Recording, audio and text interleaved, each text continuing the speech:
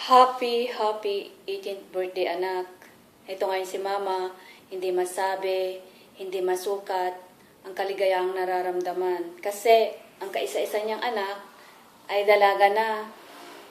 Ito nga tinatanaw ko ang nakaraan, mula nung pinanganak ka, lumaki ka at iwan ka.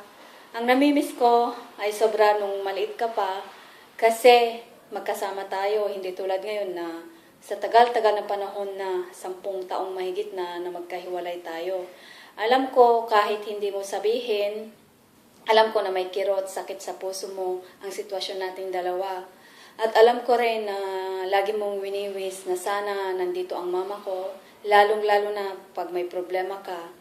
Pero anak ko, kagaya mo rin, masakit sa isip, sa puso ko na magkalayo tayo bilang ina mo. Anak ko, konting tiis na lang. Alam ko darating ang panahong magkasama na tayo, konting tiis na lang. Anak, masayang-masaya ako sa iyo, proud, kasi nakaya mo lahat ng hatakin lahat ng pagsubok na dumating sa buhay mo kahit wala ako. Masaya ako kasi hindi ka natulad sa ibang kabataan na iba na ang direksyon.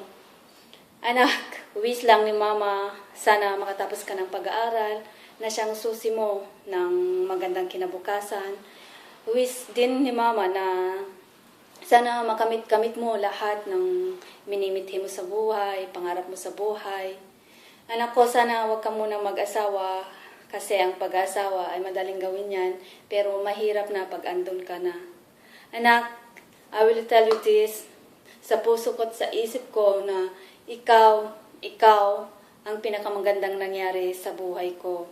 Pasensya ka, anak, dahil laging pasensya at sorry ang nasasabi ko sa'yo sa tuwing ganitong pagkakataon, lalong-lalong na sa araw na to, ang special day mo. Sana, anak ko, maintindihan mo.